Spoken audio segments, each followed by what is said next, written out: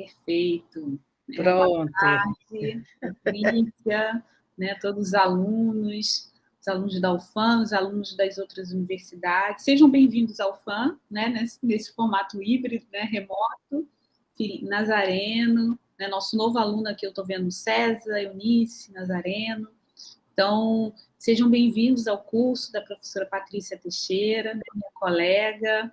É uma grande alegria, né, poder abrigar um curso, né, mais um curso da Patrícia, né, mais uma atividade que a Patrícia nos presenteia aqui na UFAM. E essa ideia de fazer esse curso híbrido, né, e contemplar outros estudantes de outras universidades, eu acho que foi uma iniciativa, foi ideia da Patrícia, claro, né, e né, uma proposta incrível que a gente acolheu e está muito feliz. Então, sejam todos muito bem-vindos ao curso, tenham um excelente curso, tenho certeza que vai ser um sucesso, Patrícia. Muito obrigada, viu, amiga, por todo o apoio e pelo trabalho.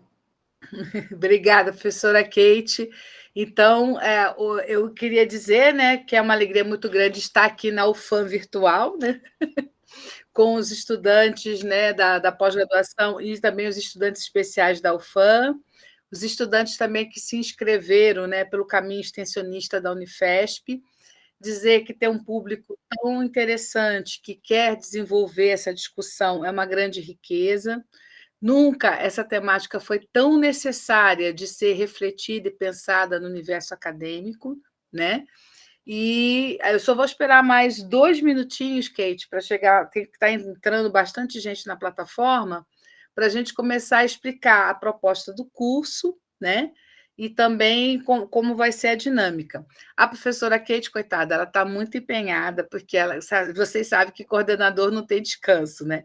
Então, a professora, daqui a pouquinho, né, Kate, vai ter que se retirar, mas a gente agradece muito a presença dela ter passado aqui, para estar aqui conosco e nos fazer essa saudação.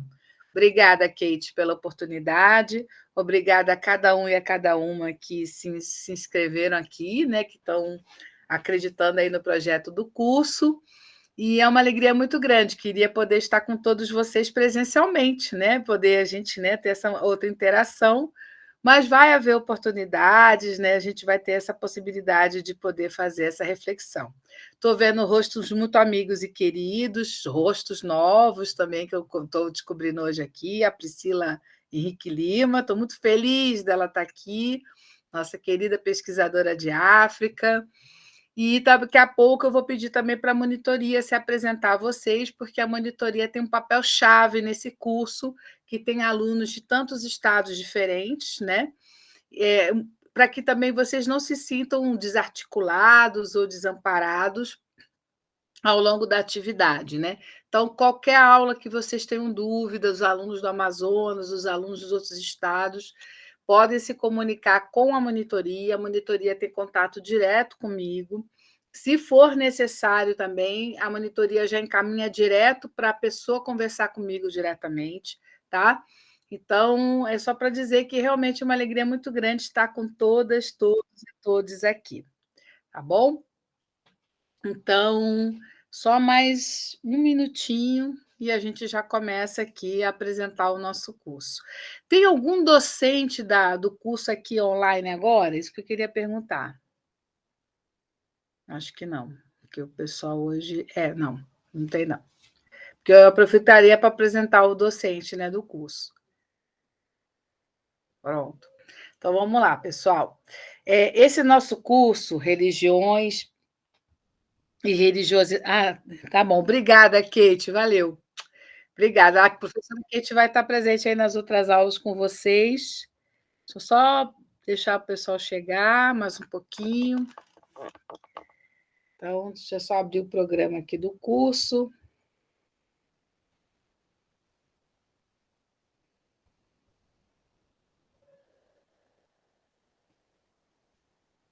Deixa eu colocar aqui. Pronto. Aqui o programa do curso. Aqui. Então, vamos começar, gente. Esse nosso curso, Religiões e Religiosidades Africanas nos séculos XX e XXI, o desafio da cidadania, foi pensado, né, para ser desenvolvido trazendo especialistas de diferentes temas ligados a essa temática, que pesquisam sobre religiões e religiosidades africanas, tanto aqui no Brasil quanto no exterior. Vocês vão ter uma aula específica que vocês vão ver no programa, que o horário vai ser diferenciado. Por quê? Porque a professora vai estar dando essa aula diretamente de Maputo, a professora Tereza Cruz e Silva. Então, essa é a única aula que vocês vão ter quem é de Manaus vai estar tendo essa aula num determinado horário, quem é de Brasília é um horário à frente, porque é o horário que ela consegue conciliar com a gente, estando de Maputo, né? Então, eu vou pedir, antes de começar também, que os monitores possam começar a se apresentar, né? Então, vou pedir primeiramente a Elaine, que eu consigo ver daqui da tela, que ela possa se apresentar, falar um pouco da dinâmica da monitoria, depois o Ângelo falar também, o Daniel e o Lucas, que eu estou vendo aqui também. Pode começar, Elaine. Gente, vocês me escutam? Escute. Desculpa, professora, eu estou no laboratório da Unifesp nesse momento. Então, como a professora disse, a gente faz parte da monitoria, estamos aqui para fazer a ponte entre os alunos e a professora, e no momento, quaisquer dúvidas, né, considerações a respeito das aulas, ou que envolvam alguns infortúnios, podem nos comunicar que a gente vai estar de braços abertos para ouvir vocês, acolher vocês e fazer essa ponte ser mais fácil e, de certa forma, mais facilitada também. O nosso trabalho é basicamente isso, a gente está aqui para ajudar. Alguns alunos da monitoria também vão participar, né, do curso de extensão, como é o meu caso, mas a gente se coloca à disposição de vocês, tá bom? É isso. O Ângelo está na plataforma?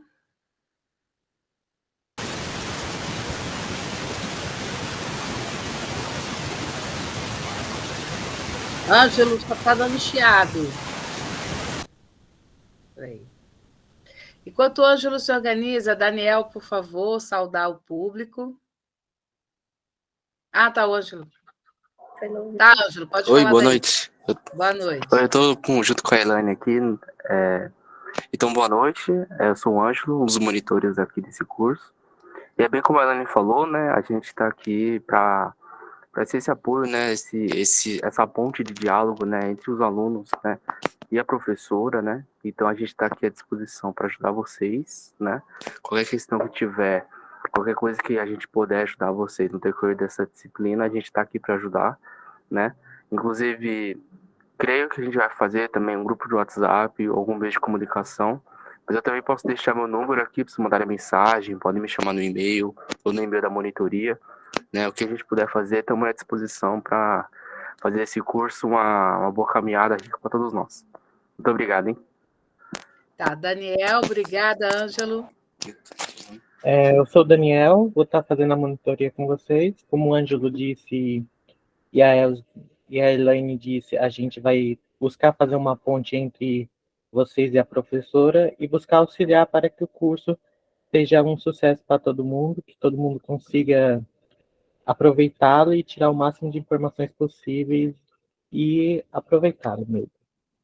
Obrigada, Daniel. Lucas. Oi, boa noite a todos. Eu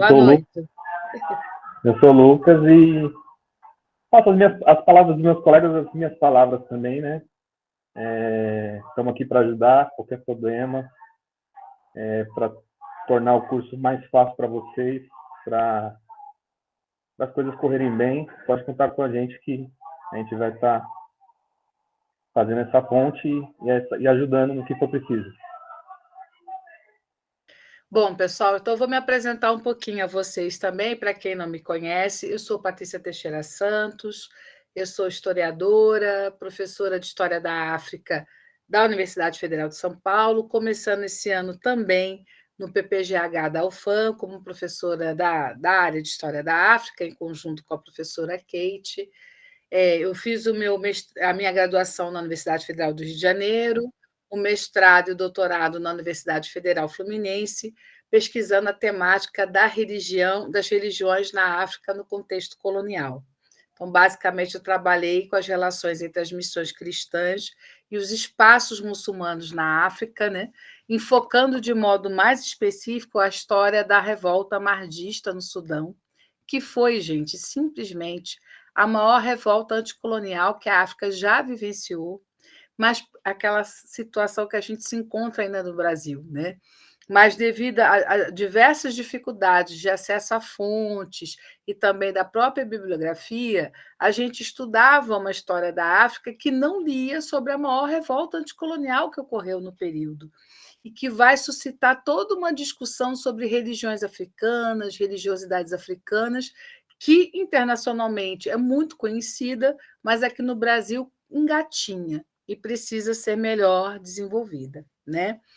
E além disso, né, eu colaboro com 3 centros internacionais de pesquisa, o Laboratório As Áfricas no Mundo, da Universidade de Bordeaux, que tem uma preocupação e tem vários pesquisadores de diversos países da América Latina e da África discutindo a temática religião e sociedade, religiões e movimentos civis, religião e poder, né, nos espaços que foram outrora, no passado, espaços coloniais.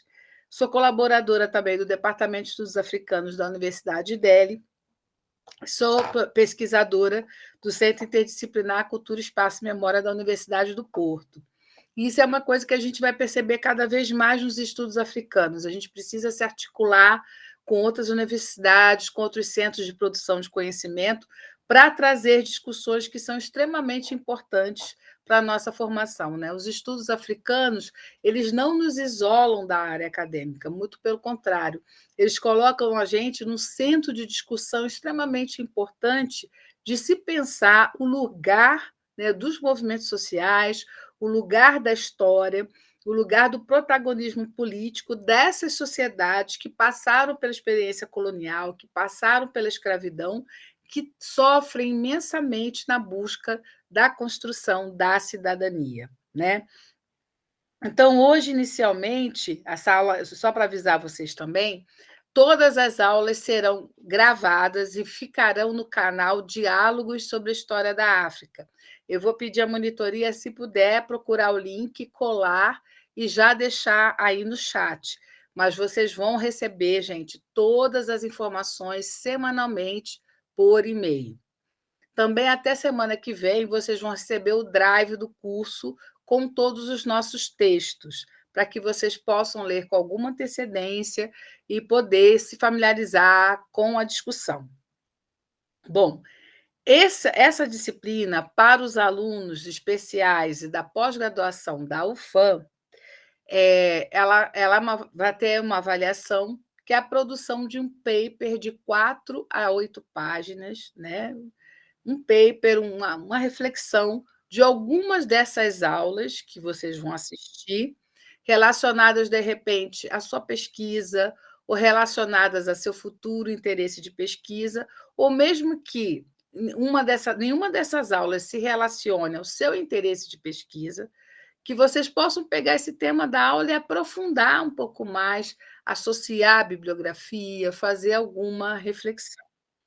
Para o público externo, é uma produção de um texto de até 4 páginas sobre uma aula que tenha lhe chamado a atenção, que suscite vontade de fazer futuras pesquisas, construir futuros projetos, ou que queira usar essa aula para o ensino didático na sala de aula, né? A questão da produção de texto é muito importante, porque esse curso tem uma particularidade. Não vai ser um único docente dando aula até o final. Nós vamos ter professores, perspectivas e visões muito diferentes aqui nessa plataforma. E até professores que têm visões de religião que são contrastantes e que provocam debate, né? Então, eu vou estar presente em todas as aulas e ajudando a organizar esse debate para que vocês possam participar. E devem participar, porque são temas muito diferentes que necessariamente vão suscitar dúvidas. Maiores esclarecimentos, maiores aprofundamentos, é entrar em contato diretamente com a monitoria. Também eu vou pedir para a monitoria já deixar o meu e-mail direto aí no chat. Qualquer dúvida que vocês tenham, vocês já escrevam diretamente para mim, tá? Com a criação também do grupo do WhatsApp, isso vai facilitar o contato. Pelo que eu estou vendo aqui também, estão presentes na plataforma colegas pesquisadores dos estudos africanos que resolveram prestigiar o nosso curso e a gente fica muito feliz. Eu saúdo a esses colegas que estão aqui com a gente e com certeza vai ser uma grande riqueza dialogar com todo mundo. Tá bom? Então, eu queria poder estar presencialmente com cada um e cada uma e olhar nos olhos, né, e sorrir e dizer sejam muito bem-vindas e bem-vindos e bem-vindes, mas a gente usa esse recurso aqui que permite a gente poder, pelo menos, fazer o debate, propor a construção de uma linha reflexiva para que vocês possam levar para a vida de vocês. Outro aspecto importante, esse curso ele tem uma ênfase metodológica muito grande. Por quê? Se todos quiserem ir para os estudos africanos, eu ficarei eternamente grata por toda a eternidade. Mas muitas pessoas não são dos estudos africanos e são, obviamente, extremamente bem-vindas aqui, mas podem usar metodologias de análise e observação para as suas pesquisas individuais, né? Então, por exemplo, tem cursos que eu dou na Unifesp sobre os estudos de história oral e tradição oral, que as pessoas levam para campos de pesquisa muito diferenciados, e acho isso ótimo, isso é uma grande riqueza, isso só agrega conhecimento para todos nós, tá bom? Então, qualquer dúvida também que durante esta aula que está acontecendo, que vocês tenham, vocês podem já mandar para o chat a pergunta, qualquer dúvida, comentário, seja do nosso relacionamento aqui, seja de conteúdo, vocês já podem encaminhar, que a monitoria vai recolhendo e, no final, eles vão me passando e eu já vou respondendo aqui. Vai ter também um momento que quem quiser também pode abrir o microfone para fazer um comentário ou expressar suas dúvidas. Ok, pessoal? Uma coisa muito importante, o nosso curso ele é um curso que, para os alunos da UFAM, tem uma validade de disciplina, então vocês só podem ter, vocês não podem superar 75%, vocês têm que ter, no mínimo, né, 75% de frequência. Se tiverem abaixo de 75% de frequência, não serão aprovados, né, no curso. E também isso vale para os alunos extensionistas. Então, vocês têm que ter cuidado, vocês podem ter, no máximo, 3 faltas nesse curso. Tá? Nós temos 11 encontros, no máximo 3 faltas. Passou de 3 faltas, automaticamente perdeu a vaga aqui no curso ou está reprovado no curso. Qualquer dúvida, questões de saúde, problemas de saúde que podem acontecer, podem me enviar mensagem direta, porque aí, com uma mensagem direta e com uma certificação, a gente consegue resolver qualquer adversidade que aconteça nesse sentido. Tá ok, pessoal? Então, eu queria, nesse momento, falar um pouco desse tema religiões e religiosidades.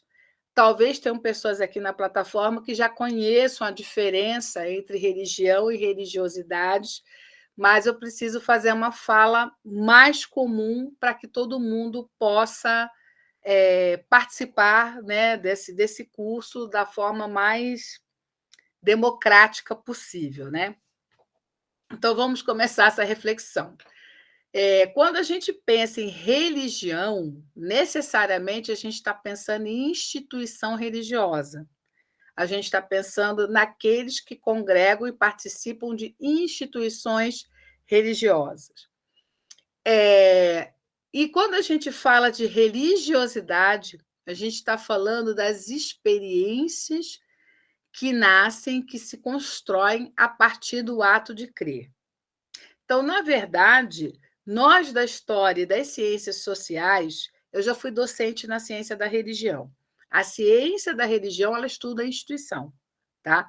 Mas nós, da história das ciências sociais, o que a gente efetivamente estuda são as religiosidades, ou seja, as experiências, as associações, encontros, conflitos, mediações, propostas, intervenções sociais que são construídas a partir do ato de crer. Se alguém tiver qualquer dúvida dessa minha explicação inicial, por favor, também envie aqui pelo chat, que vai ter um momento que eu vou interromper para ler as dúvidas, ou até, se quiser, pode levantar a mãozinha, né? E aí eu paro para a pessoa poder expressar a sua dúvida. Então, quando eu falo de religião, eu falo de instituição religiosa. Por exemplo, a Igreja Católica é uma instituição religiosa. A Igreja Batista é uma instituição religiosa. Quando eu falo, né, do budismo, né, quando eu falo budismo, ele é um sistema religioso e os institutos budistas são institutos da religião, da prática e da experiência budista. Quando eu falo do hinduísmo, eu estou falando do sistema religioso. Quando eu falo dos templos hindus, quando eu falo das escolas hindus, quando eu falo das escolas religiosas que nascem dessa compreensão desse sistema religioso, eu estou falando de instituições. Tá? Quando eu falo do islamismo, eu estou falando, né, desse conjunto de experiências religiosas, e quando eu falo das diversas características e instituições islâmicas, eu estou falando dessas instituições. Né? Eu sei que a gente tem um público muito variado. Quando eu falo instituição, eu falo de propósito, porque algumas dessas instituições ligadas a esses grandes sistemas religiosos, cristianismo, budismo, islamismo, o zoroastrismo, né? O hinduísmo, que são os sistemas religiosos mais conhecidos que nós temos, a gente acha que todo mundo se organiza da forma igreja. E a forma igreja é algo que se coloca para religiões não cristãs no século XX. Até o século XX, o formato igreja igual a templo é uma experiência cristã. Outros sistemas religiosos, outras instituições religiosas não se organizavam no sistema igreja. Então, por exemplo, no nosso curso aqui, a gente vai estudar várias sociedades africanas que desenvolviam seus cultos de ancestrais, né? No sistema das linhagens, das famílias. Né?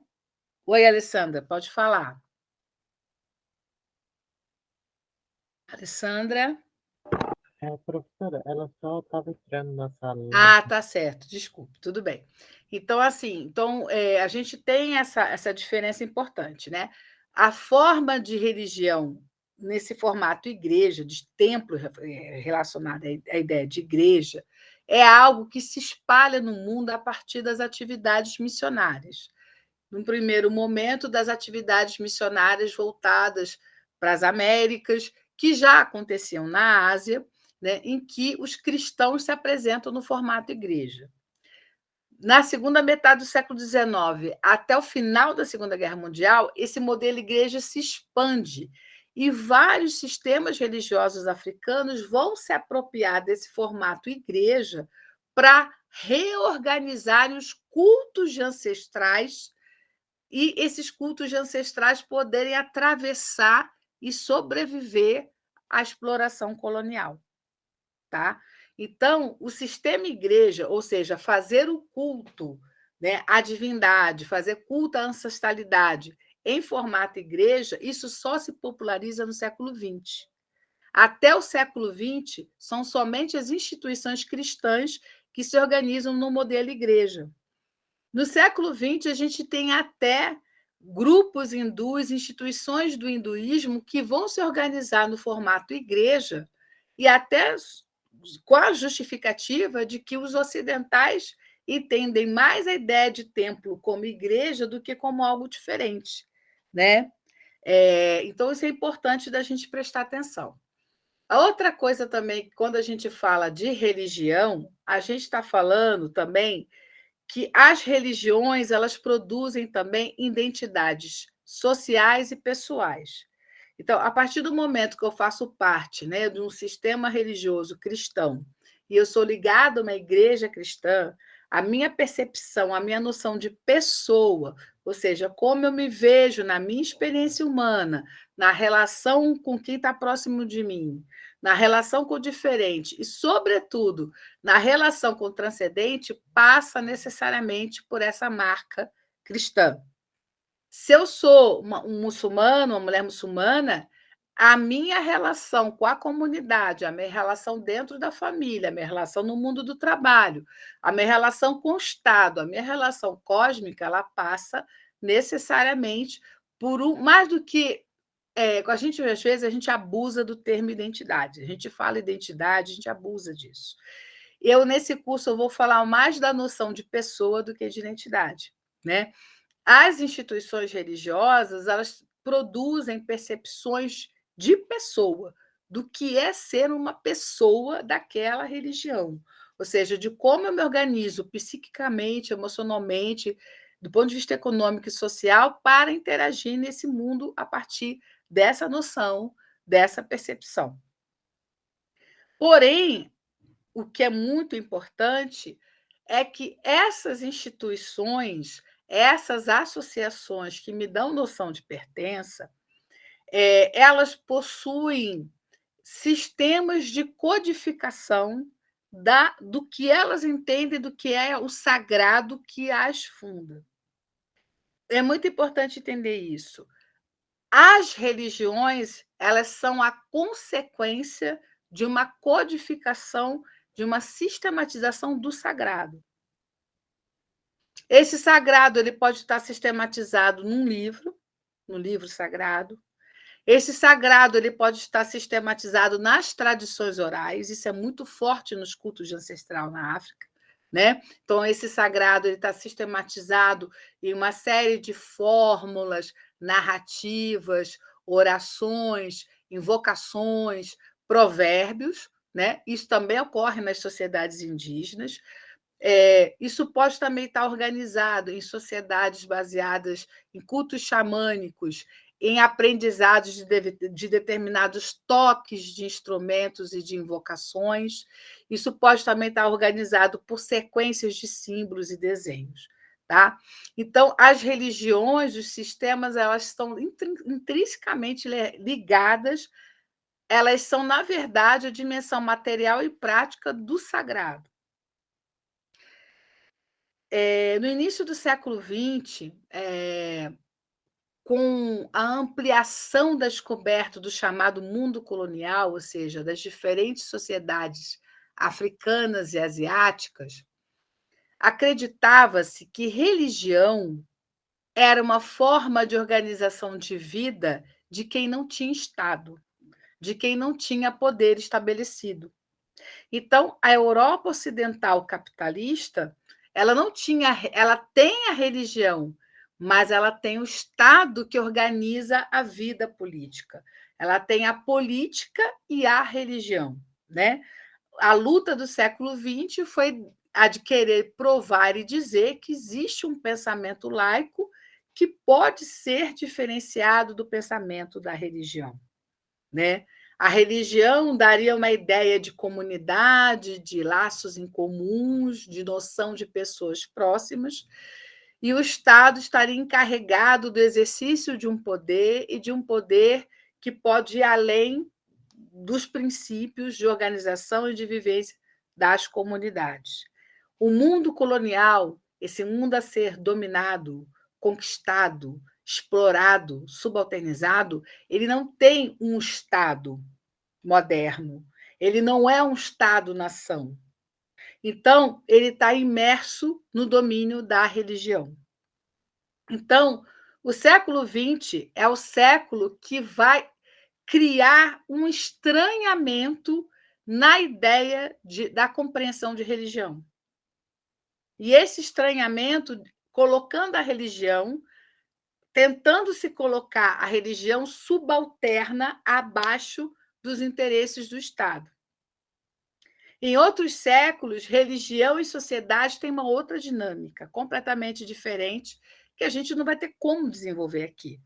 Mas até quem quiser depois pode me escrever, que eu posso dar indicações de bibliografia para ajudar vocês nesse sentido. Mas o século XX ele nasce com essa ideia de estranhar a religião, de que a religião ela precisa ser colocada num domínio que é diferenciado do exercício do Estado. E as nações civilizadas são aquelas que são consideradas... Oi, Marluce, você quer falar? É a pessoa entrando, professor. Ah, tá bom, tudo bem. Vamos lá. Então, assim, as religiões, assim, então a ideia de que o mundo colonial ele não diferencia religião de política. No entanto, quando a gente vai estudando a dinâmica das sociedades europeias no século XX, a gente percebe que também essa busca da laicidade, essa busca da pessoa pública, essa busca do ser público, ela é feita embasada no olhar de que a ideia de pessoa, qual é a ideia de pessoa que atravessa os olhares dos estados ocidentais? É a ideia da pessoa que vem do monoteísmo judaico-cristão. Então, por mais que no Ocidente se defendesse o discurso de que religião é uma dimensão, Estado é outra, quando se imagina o agente político, a pessoa pública que se movimenta dentro desse Estado, essa pessoa ela é imaginada, concebida e vivenciada a partir dos referenciais da pessoa, da noção de pessoa do mundo judaico-cristão. Né? Então, a partir do momento que a ideia de pessoa ela é fundamentada, ela recebe essa herança, né, do monoteísmo judaico-cristão, o que o século XX, no mundo ocidental, vai fazer é naturalizar que ser pessoa, ser cidadão, é ser homem branco, heterossexual, alfabetizado e cristão. Então, esse ser é aquele que pode se movimentar no Estado, é aquele que participa da vida política. A mulher não é a mulher no início do século XX é o não homem. O que é a mulher? É o não homem. Por isso os estudos do Freud, né, que começam também no final do XIX e se expandem no início do século XX, falam do ressentimento das mulheres da ausência do pênis. Porque, de fato, para o exercício da vida pública, quem é o ser público, quem está na vida pública, é o homem. Né? E o que faz um homem, biologicamente, ser fundamentalmente diferente da mulher?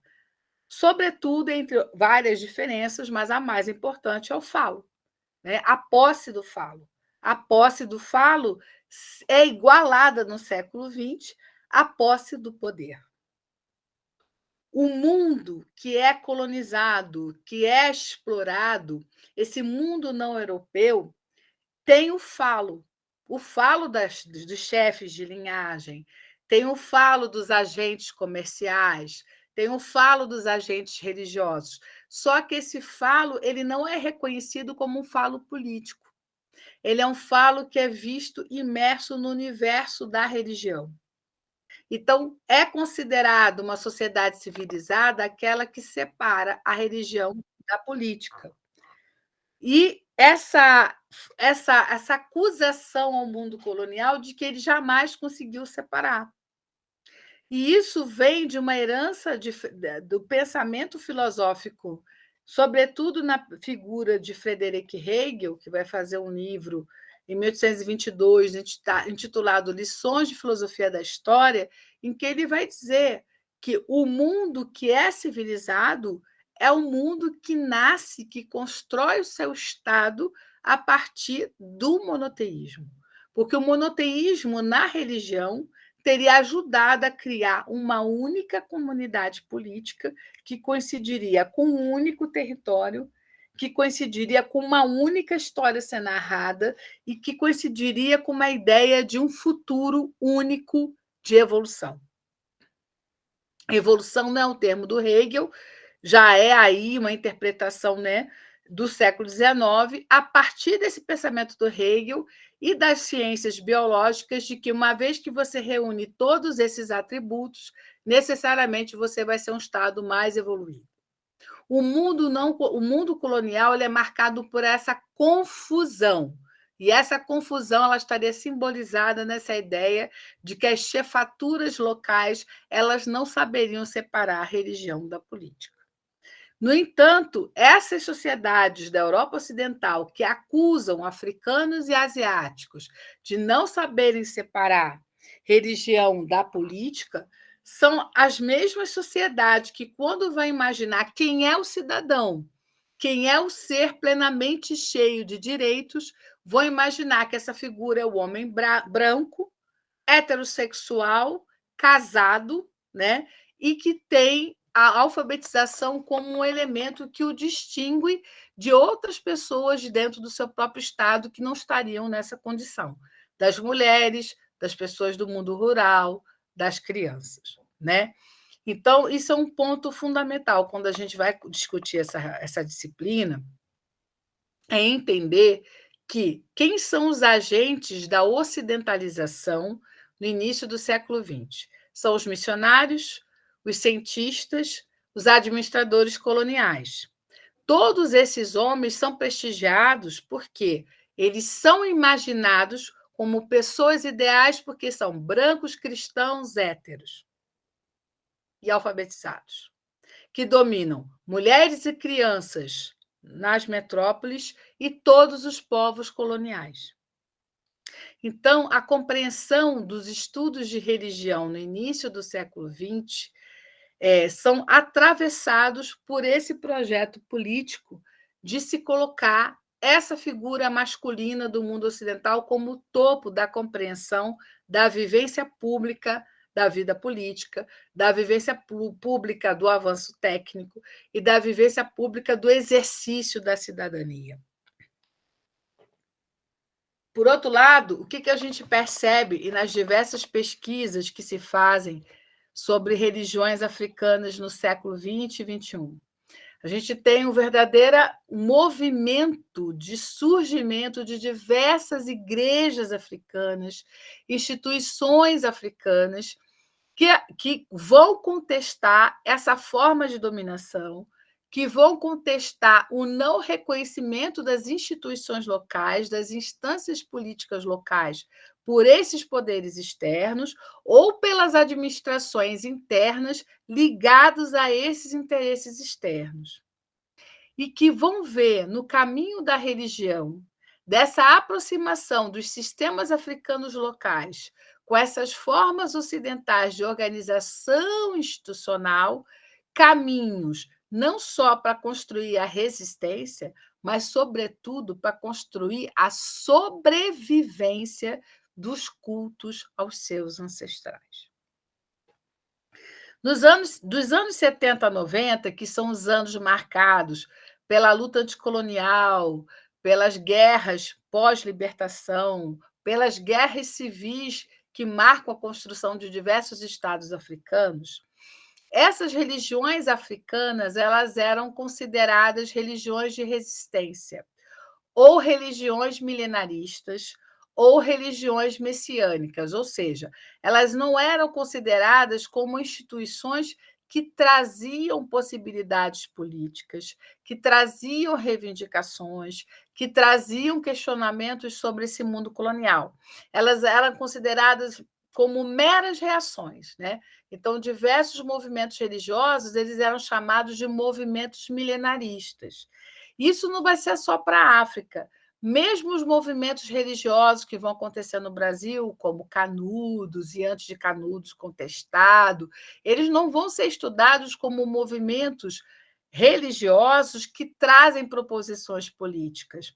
Eles vão ser estudados como movimentos de a cabanagem, em vários aspectos, né? Vão ser considerados movimentos que tem conteúdos milenaristas, ou seja, a ideia de um fim de um mundo, de um retorno de um Messias, de um mundo que está acabando, de um mundo que precisa ser transformado, né? Então, só que com o passar das pesquisas e, sobretudo, com os movimentos de libertação nacional, com o surgimento dessas novas nações africanas, da pesquisa científica, se percebe que essas explicações a respeito do mundo das religiões que vêm da África e da Ásia no século XX, como apenas religiões de reação, apenas como religiões de resistência, não explicam a importância desses movimentos, como eles foram importantes nas lutas anticoloniais, como eles foram importantes na construção das novas nações africanas.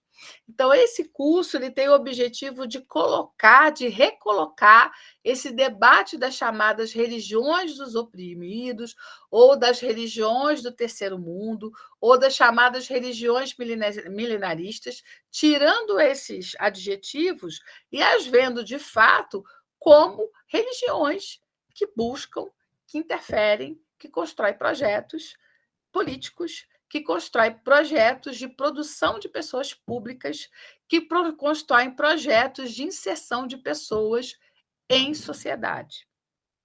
Aí podemos dizer, mas os Estados europeus, os Estados Unidos, a OTAN, não é assim. Os Estados são independentes da política, não. A visão do homem público nesses Estados ocidentais é profundamente cristã.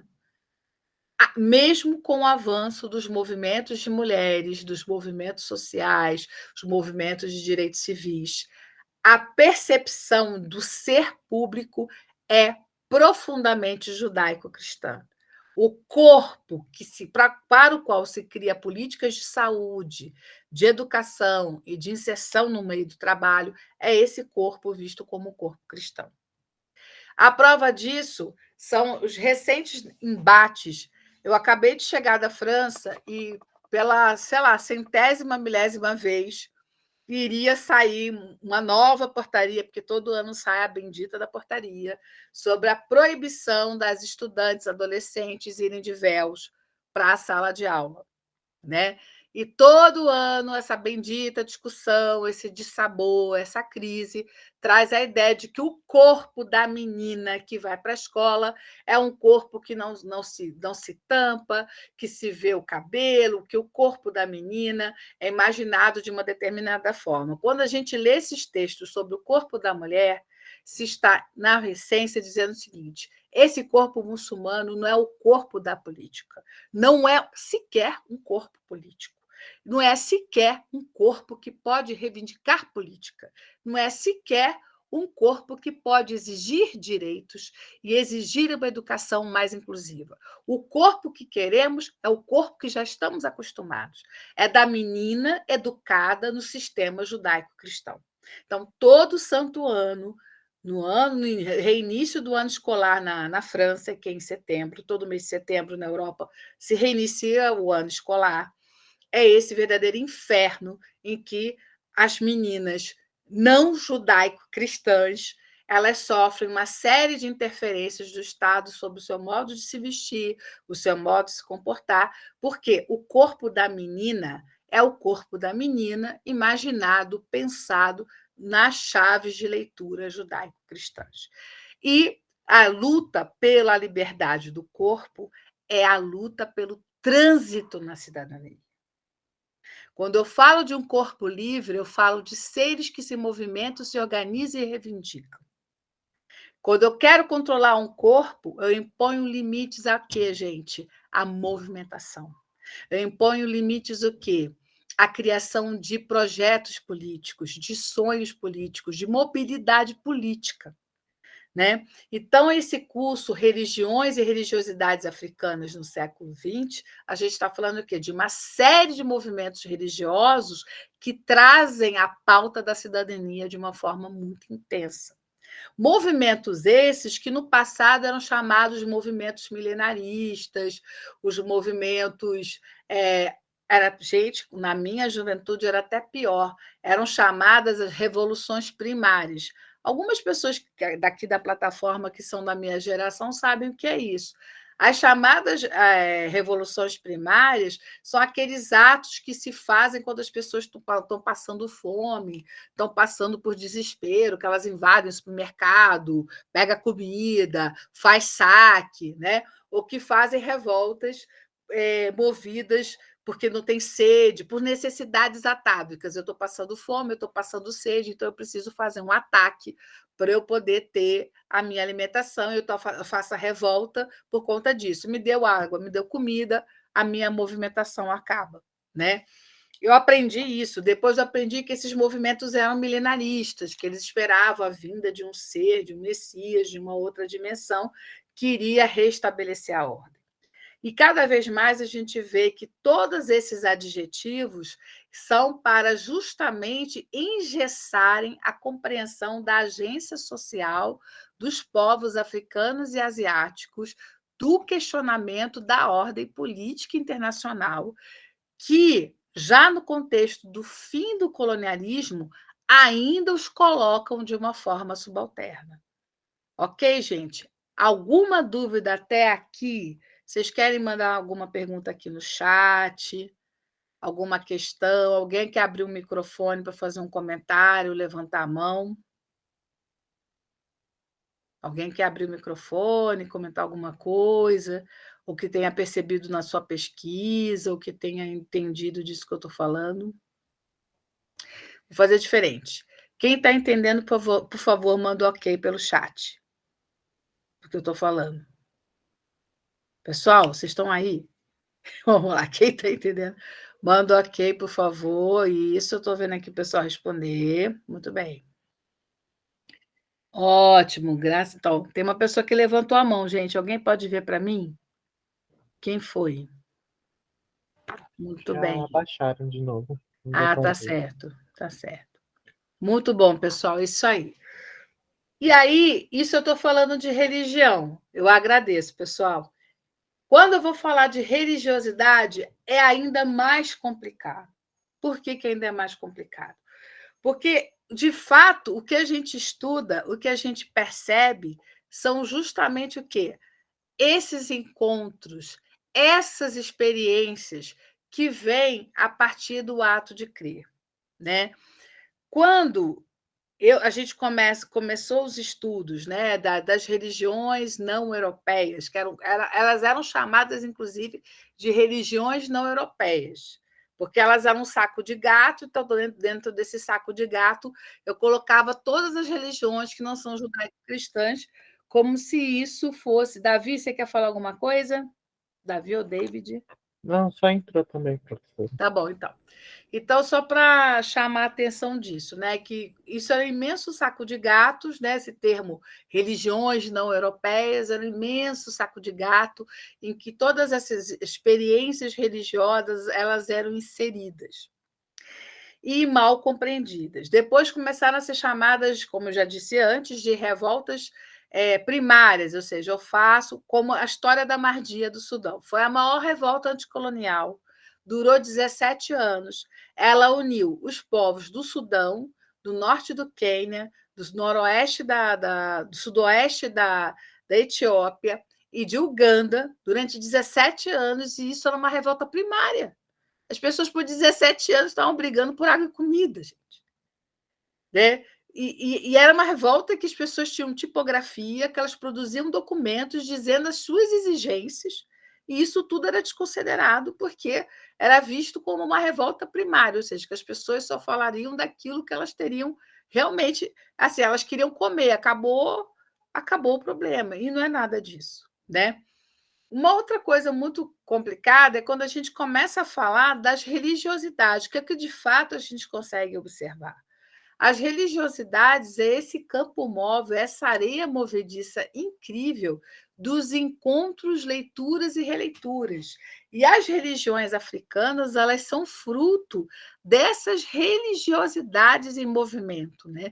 De pessoas que, ao contato com as religiões cristãs, elas vão elaborar, veja bem, elas vão elaborar novos caminhos religiosos.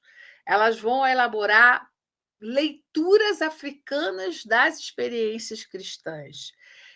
E elas vão transformar as leituras cristãs das experiências africanas também. Elas vão transformar, trazendo isso para próximo de si e construindo com isso a noção de corpos políticos, de pessoas que se movimentam e que exigem a transformação político-social. Né? São graças a esses movimentos religiosos que toda a explicação que havia nas universidades europeias, na ciência ocidental, de evolução das religiões, que começa com as chamadas religiões anímicas e que termina no monoteísmo cristão, tudo isso cai por terra. Na era colonial, os estudos de religião eram feitos dessa maneira, né? Eram chamados assim do animismo ao cristianismo. Né? O animismo é um ato de dar vida, de animar objetos, né? Então seria o estudo de todos esses cultos de ancestrais na África e na Ásia, até as mais altas experiências de monoteísmo, produção de escrita, produção de relatos que poderia haver. Laila, você quer comentar? Queria tirar uma dúvida. Boa noite. À vontade, Laila. Boa noite. Que bom que alguém abriu a boca. Que bom. Se referir às religiões africanas como religiões animistas, seria um termo pejorativo? Eu sempre fiquei na dúvida. Hoje sim. Sim, hoje, né? Sim. Hoje sim. Esse hoje já tem um certo tempo. Porque quando a gente fala essa ideia do animismo, assim, na dinâmica das práticas espirituais há atos anímicos, mas as religiões elas não são animistas, elas são sistemas religiosos. Elas são sistemas religiosos que produzem identidades, produzem pessoas, produzem agentes, produzem experiências e produzem intervenções públicas, entende? E, sobretudo, atualizam essa relação com o transcendente. Quando eu comecei... pode falar, Laila. E no caso de não ser possível identificar o nome da religião, porque nós sabemos que as religiões africanas, geralmente, ela tem um nome. No caso de não conseguir identificar, se refere ela como as religiões tradicionais africanas? Você poderia dizer como a religião é encontrada no local. Porque também a questão de tradicional é a gente que diz. Entendi. Cada vez mais as pesquisas nos convidam a refletir sobre como as pessoas se colocam no campo, né? Então, eu vou dar um exemplo bem simples. Eu teve um tempo da minha vida que eu pesquisei a participação dos missionários católicos na Guerra Civil Moçambicana. E eu visitei várias missões católicas. E nessas missões, antes de eu dizer que aquelas pessoas eram católicas, eu perguntava para elas, como você se vê? Elas diziam, nós somos católicos de culto de ancestral. Né? Elas incluíam o culto ancestral na sua experiência católica. Quando eu perguntava para o missionário, ele dizia, elas são católicas. Quando eu perguntava para as pessoas que eram missionadas, elas diziam, nós somos católicos de culto aos nossos ancestrais. Dizendo o seguinte, né? E aí eu fui percebendo, se existe hoje um catolicismo em Moçambique, esse catolicismo necessariamente ele traz para dentro desse catolicismo o culto de ancestral. E isso tem que ser destacado e enfatizado pelo crente, por aquele que segue a religião. Como essa pessoa conquista isso? Ou como esses católicos moçambicanos conquistaram isso? A partir da vivência das suas religiosidades. Ou seja, a partir da busca de direitos, a partir do assumir, de não deixar os cultos de ancestrais desaparecerem. E isso está presente, inclusive, no próprio Estado moçambicano. A primeira vez que eu fui a Moçambique, eu fui perto da festa do Dia dos Professores, em 2012. E eu estava visitando uma escola, escrevendo a história de uma escola, e aí chegou o Dia dos Professores, primeira coisa que os professores dessa escola fizeram, lá em Carapira, no município de Nampula, no norte de Moçambique. Eles foram ao cemitério de manhã, limpar os túmulos dos colegas falecidos, levar as comidas que os colegas gostavam. E eles tinham permissão do Estado para não trabalhar nesse dia, para fazer isso de manhã, Então, eles limpavam os túmulos, levavam as comidas e conversavam com esses professores falecidos.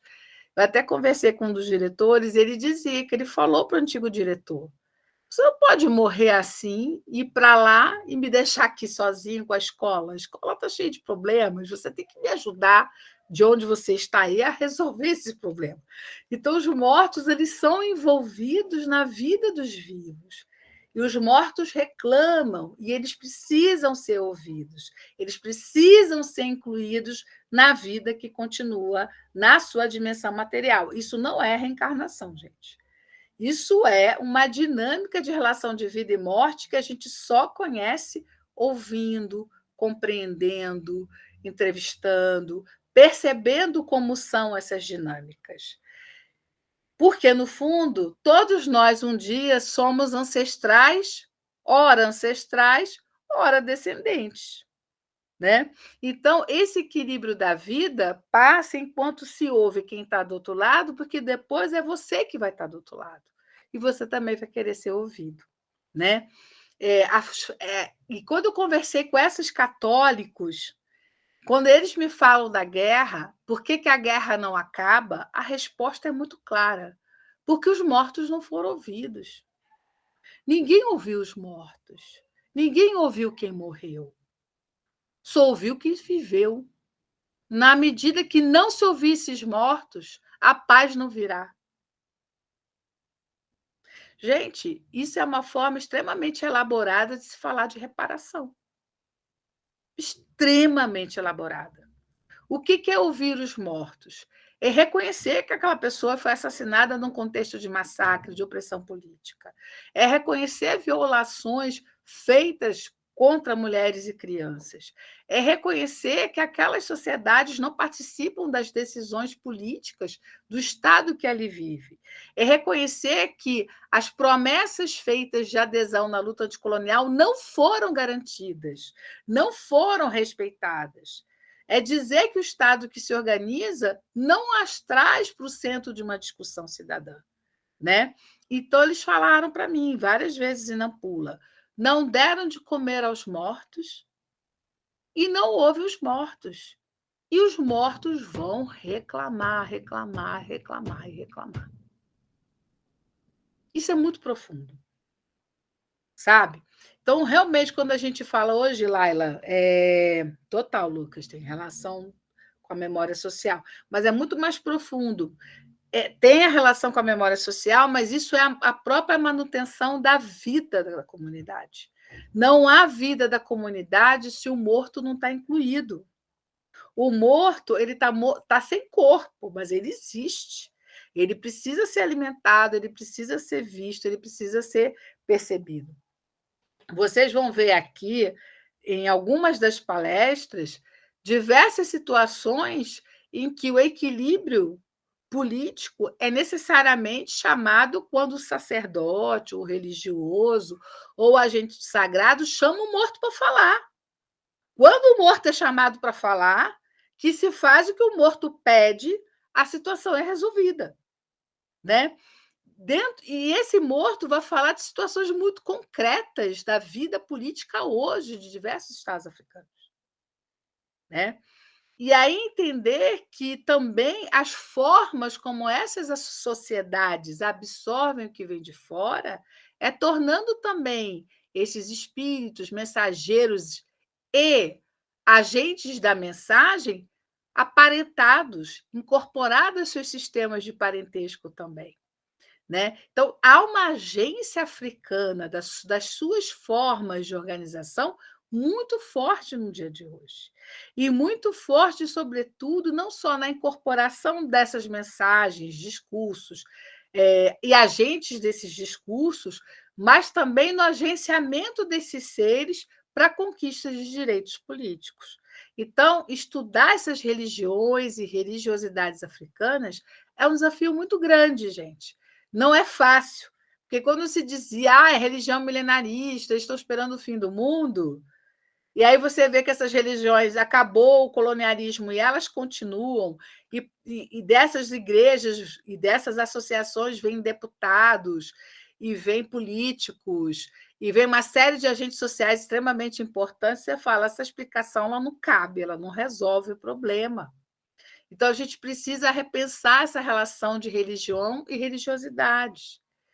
Eu vou aprofundar um pouco também sobre isso, por exemplo, uma coisa que eu até brinco, eu falo muito com os alunos da graduação da Unifesp. Eu era professora da PUC em 2001, da PUC do Rio de Janeiro, quando caíram as Torres Gêmeas. E foi algo realmente, gente, até 2001, jamais os Estados Unidos havia sido tão frontalmente atacado por ninguém. Né? Ninguém, todos os atentados terroristas que haviam acontecido dentro dos Estados Unidos eram provocados por pessoas do próprios Estados Unidos. Né? E em 2001, você tem uma quebra de paradigma, que é a queda das Torres Gêmeas. E eu lembro que a graduação ficou histérica, todo mundo queria estudar o movimento, e um aluno meu sumiu 2 semanas, eu achei até que estava doente, tinha acontecido uma coisa grave. O menino reaparece e me diz assim, professora, eu estou pronto para estudar as Torres Gêmeas. Eu falei, por quê, meu filho? Eu fichei o Corão inteirinho. Eu falei, querido, fichar o Corão não vai te ajudar a entender a queda das Torres Gêmeas, assim como fichar a Bíblia não vai te ajudar a entender a Inquisição, não vai te ajudar a entender as guerras de religião, não vai te ajudar a entender nada disso. Porque os livros sagrados, os códigos sagrados, eles lidam numa dimensão que não é para trazer para o campo das ciências sociais. O que a gente traz para o campo das ciências sociais são as consequências do ato de crer. E isso é convencionado, sobretudo, depois de 1948, com as descobertas de diversos genocídios motivados por questões religiosas. Se constrói uma convenção internacional de extrema importância de que o sagrado de cada um é inquestionável. O sagrado de cada um está no domínio do incognoscível, daquilo que não se toca, daquilo que não se chega. O que a gente fala, discute e reflete é sobre a experiência religiosa e jamais sobre o sagrado. Jesus nasceu da Virgem Maria. É o sagrado para os católicos. Agora, o que um católico faz a partir dessa crença na vida pública, isso sim é do nosso interesse. Agora, Jesus nasceu da Virgem Maria, é o sagrado para o católico. Né? Então, são situações que a gente começa a se deparar que são de extrema importância, porque há crimes que são cometidos no Brasil e no mundo, de exclusão de grupos, de reivindicação de direitos, de redistribuição de renda, atacando-se o sagrado. Por exemplo, a intolerância religiosa contra as religiões de matriz africanas. O assassinato brutal da mãe Bernadette, 15 dias atrás. Essas formas de aniquilamento do sagrado, há uma convenção mundial que diz que isto é violência, que isto é intolerância, que isso não pode ser. E, no entanto, os ataques que são feitos em nome da destruição do sagrado, eles são ataques que são feitos em nome de aniquilamentos políticos. E é isso que tem que ser visto. E a gente não vê isso na Bíblia. Eu não vou ler uma Bíblia para entender um ataque religioso contra um terreiro. Estão entendendo, gente? Então, assim, o sagrado é aquilo que faz parte da dimensão do ser. E jamais ataques que são feitos nessa dimensão podem ser considerados admissíveis, na medida que isso está ligado diretamente à questão do aniquilamento de pessoas. Tá? Alguma dúvida, gente, com relação a isso? Alguém quer fazer algum comentário? Tá certo. Agora eu gostaria que vocês vissem, eu vou pegar aqui, o programa do curso, para que vocês possam entender a dinâmica. Esse nosso curso ele acontece para os alunos de Manaus das 17 às 19 horas, tá? E para nós aqui do horário de Brasília é das 18 às 20 horas. Você já sabe, então, que tem o meu e-mail para quaisquer necessidades e situações. Também tem para outras necessidades e tal, vocês também têm o contato da monitoria. Esse link vai ser o link que vocês vão usar até o final do curso, por isso que a gente pede que não se divulgue para público externo, para se evitar ataques à plataforma. Por quê? Um curso de religiões e religiosidades, que fala das religiosidades e que fala justamente que as religiosidades são o grande campo da luta política, podem suscitar ataques à nossa plataforma. Então, por isso, eu peço, por favor, que vocês não divulguem para público externo, tá? Por favor, o que a gente está... esse nosso link. Agora, as aulas estarão públicas, disponibilizadas para vocês assistirem à vontade, tá? E também, se vocês quiserem indicar essas aulas e o canal para outras pessoas interessadas, vocês podem indicar. Uma coisa que é muito importante a gente entender que, para nós, pesquisadores do mundo contemporâneo, as religiosidades são uma importantíssima arena política de disputas de direito. Quando eu destruo um terreiro, eu quero dizer que eu não quero estender direitos políticos para uma população que está em franca luta de transformação do seu lugar na sociedade brasileira, que é a população afro-brasileira. Quando eu destruo um terreiro, eu quero dizer que quero uma ordem política e social em que essas pessoas continuem à margem. E que a fala pública, a participação pública não inclua essas pessoas. Né? Então, falar das religiosidades é falar dessa grande arena política nacional e internacional de busca de direitos. E qual é o maior direito que todos buscam nessa arena política? O direito à cidadania. Tudo bem, pessoal? Deu para entender? Nazareno, que eu estou vendo aqui, Nazareno Felipe, deu para entender?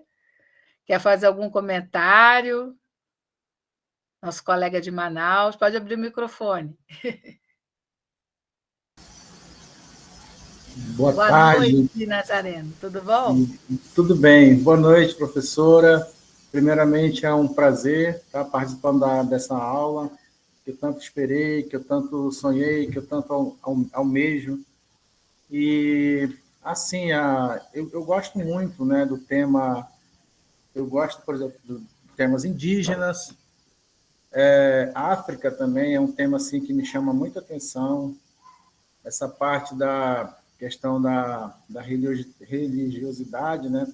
Principalmente das matrizes africanas, elas me chamam assim, muita atenção. Né? Então, eu estou entendendo claramente, né, a questão, por exemplo, que a senhora falou da religião e a religiosidade, né, que são coisas assim que, ao meu ver, é só uma coisa, né, mas eu vejo que a senhora explicou muito bem que não é, né, que cada um tem o seu significado, a sua forma de ver e de enxergar, são totalmente distintas, né? Então, para mim, assim, tá muito claro, né, a aula, e eu fiquei, assim, com uma pequena dúvida.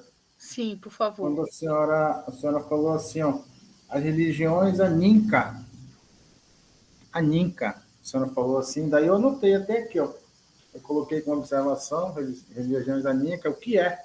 Porque eu não pude... religiões anica não, quer dizer que as religiões, elas... Captar, sim. Acho que as religiões, elas são sistemas, elas são sistemas que nascem dessas codificações do sagrado. Elas congregam, elas produzem noções de pessoa. Existe uma pessoa, um ser, né? Qual é o ser que se espera numa determinada religião? Acho que foi uma questão de sonho. Acho que você deve ter entendido, mas não falei isso. Então, eu só explicando, gente. Eu vou falar de novo, porque tudo isso que eu estou falando é em cima de muitos anos de pesquisa e convivendo com os colegas que pesquisam na área da religião, né? As religiões, elas têm uma utopia de produzir uma pessoa, um corpo. Quem é essa pessoa? Quem é esse corpo cristão? O corpo cristão católico é o mesmo corpo cristão pentecostal? O corpo cristão do hinduísmo é o mesmo corpo cristão do budismo? O corpo cristão do budismo não existe, né? O corpo cristão do hinduísmo, gente. O que eu quero dizer assim, os corpos do hinduísmo, do budismo e do cristianismo são os mesmos. A noção de pessoa, aquele que se movimenta, que produz política, que produz história, são os mesmos? Não. Então, as religiões elas estão ligadas à noção de produção de pessoa, de sistema religioso e de pertencimento. Porém, essas pessoas se movimentam. E o que a gente estuda? É o movimento dessas pessoas. São as ações e as interações que essas pessoas fazem. E isso é que a gente chama de religiosidade. Então, quando a gente fala das religiões, as religiões, a gente só as observa, a gente só consegue pesquisá-las por causa das religiosidades, entende, Nazareno? Se não fosse o exercício público do meu ato de crer, de acreditar, se não fossem as minhas ações públicas do meu ato de crer, de acreditar, da forma como eu me arrumo, da forma como eu me apresento, da forma como eu me coloco, a gente não conseguiria estudar esses fenômenos. Outra coisa que eu falei também é que no pós-Segunda Guerra Mundial se decidiu que não se questiona o sagrado de nenhuma religião, porque o sagrado é algo muito profundo, que faz parte do ser. O que a gente estuda cada vez mais é o exercício público das ações e das experiências do ato de crer. Porque é isso que a gente consegue efetivamente observar, né? E que, nesse sentido, na nossa história, marcada pelo colonialismo, marcada pelas lutas anticoloniais, marcada por guerras, o século XX, a gente consegue perceber os conflitos, as agências de transformação, em que espaço? No espaço das religiosidades. Quando se ataca um terreiro, é nitidamente um ataque de exclusão de pessoas, é um ataque de exclusão de projetos, é a reafirmação de formas de sociabilidade que não se querem essas pessoas participando. E aí é agressivo e é mortal, por quê? Porque eu não estou atacando a pessoa, eu estou atacando a pessoa na sua dimensão do ser. Eu estou aniquilando a pessoa animista. Obrigada, Lara. Eu falei da religião animista. A Lara que trouxe essa discussão. O animismo é o ato de animar, de dar vida aos objetos. E, no passado, no início do século XX, se fazia uma hierarquia das religiões, que o mundo teria uma hierarquia de religiões, que começa com as religiões animistas, ligadas à natureza, e que o ápice da experiência religiosa, né, humano, melhor que se esperava que todo mundo se tornasse cristão. Só que quando a gente começa a perceber nas lutas dos povos africanos, dos povos asiáticos contra o colonialismo, que essa hierarquia é uma hierarquia racista. É a introdução do racismo no estudo da religião. E que não existe hierarquia, toda religião é religião. Se a religião ela é ligada à natureza, se ela é xamânica, se ela é de couro, se ela está ligada a livro, se ela está ligada a rezo, se ela está ligada a diversas outras formas de manifestação, religião é religião. Não existe isso mais, não se usa mais esse termo, religião animista. Ela pode ter até práticas animistas, mas religião é religião. Isso é algo que a gente conquistou no fim da Segunda Guerra Mundial. Não se discrimina mais religião. Toda experiência religiosa é religião. Outra coisa também que eu não ia falar hoje, mas que a discussão sugere que a gente fale, para nós da área do estudo da religião, a gente não usa mais o termo seita. Seita foi muito usado quando eu estava fazendo faculdade nos anos 80. Existe religião e existe seita. Religião é aquela instituição organizada em torno de um livro sagrado que acredita no Deus único. Quer dizer, religião é só a religião cristã, né? Os muçulmanos, eu não gosto deles, mas eles são organizados em torno de um único livro, em torno de um único Deus. O hinduísmo, as pessoas gostam menos ainda, mas pelo menos eles têm um livro sagrado e têm uma organização. E seita é todo mundo que não tem livro sagrado e não tem organização. isso é um profundo racismo na compreensão da experiência do sagrado. Então, hoje se problematiza o termo seita. O termo seita é muito complicado. Eu, quando era criança, eu conheci, tive parentes e amigos que diziam que eram da seita do candomblé. E não é seita do candomblé, é religião do candomblé. Mas as pessoas acabaram assumindo o preconceito de seita, porque o candomblé não é igual a uma igreja cristã. Né? Então, por isso, elas acabaram assumindo isso. Eu não sei se eu compliquei ou se eu expliquei, Nazareno.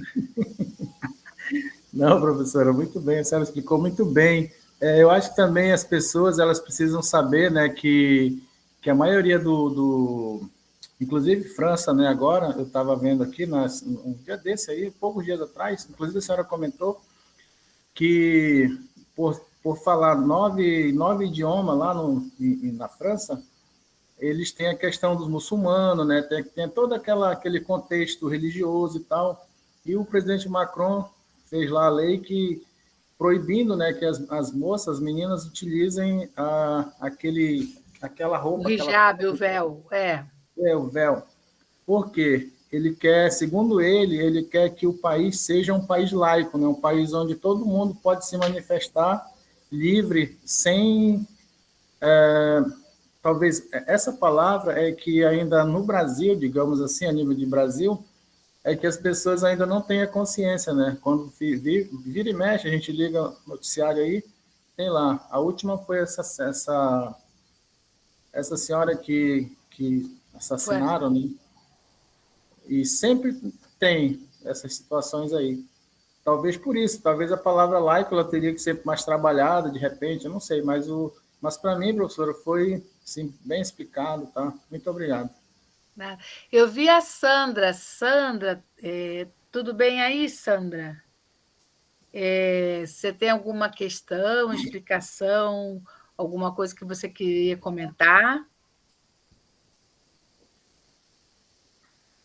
Acho que é Sandra Tamosa, uma coisa assim, deixa eu ver aqui o nome aqui.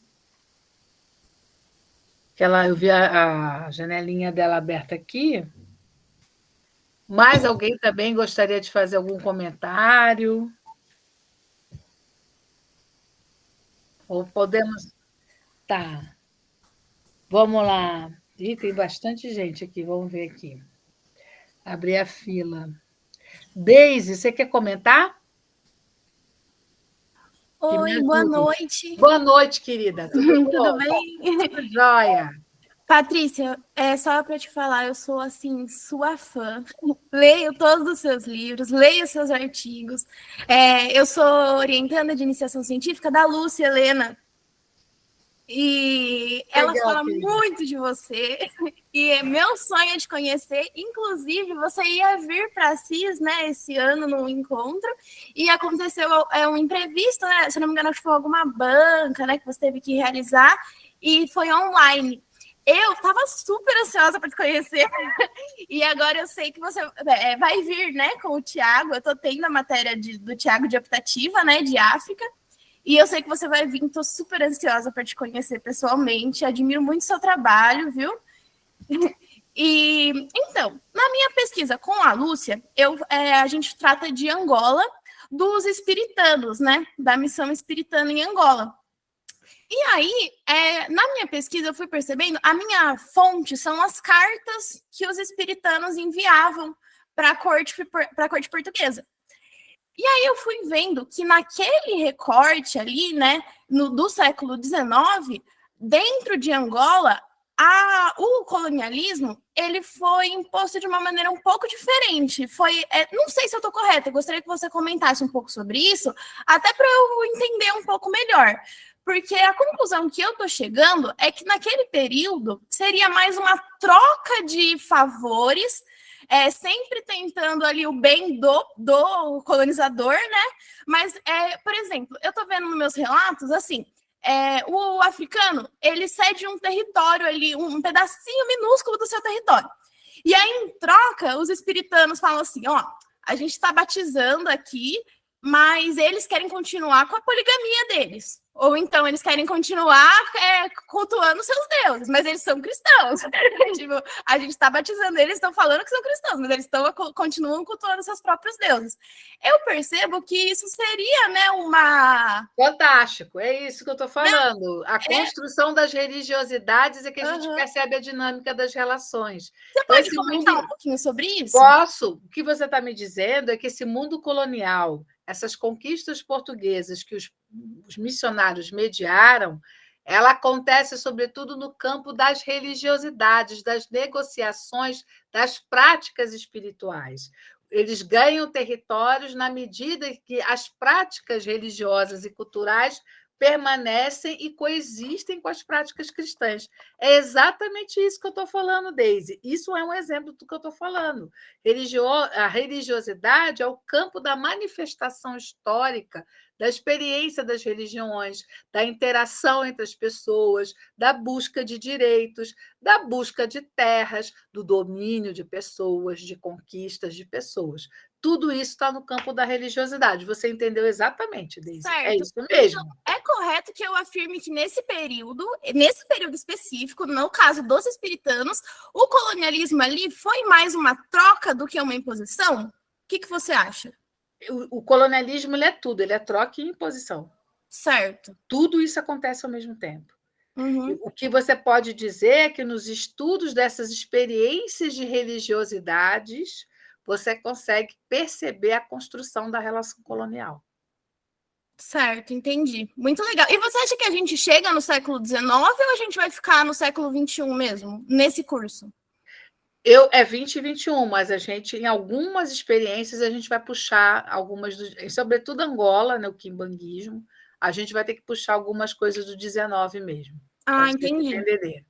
Tá legal, muito legal. Obrigada, viu, pela oportunidade. Estou muito feliz. Estou vendo que eu estou no meio de doutores e professores da universidade. Eu estou ainda no último ano da faculdade, mas espero um dia chegar onde vocês estão. Admiro muito o seu trabalho. Obrigada. Nada, querida. Tem mais... Me ajuda só a monitoria. Tem mais gente com a mão levantada. Quem é agora? Lucas. Pode falar, Lucas. Pode falar, Lucas. Lucas Boa noite, Oliveira. Patrícia. Boa noite a todos. Boa noite. Primeiramente, eu gostaria de agradecer, né, por essa oportunidade, pela iniciativa. Tem sido muito proveitoso e continuará sendo, né, nas próximas aulas. Eu estou fazendo uma pesquisa que é sobre o ato colonial de 1930 e os impactos que esse conjunto de atos normativos teve sobre as colônias de Portugal. Inclusive, você deve conhecer a minha orientadora, que é a doutora Sandra Rita Molina, né? E foi... Super conheço. E foi através dela que eu soube desse curso, que é muito pertinente para compreender essa dimensão da cidadania.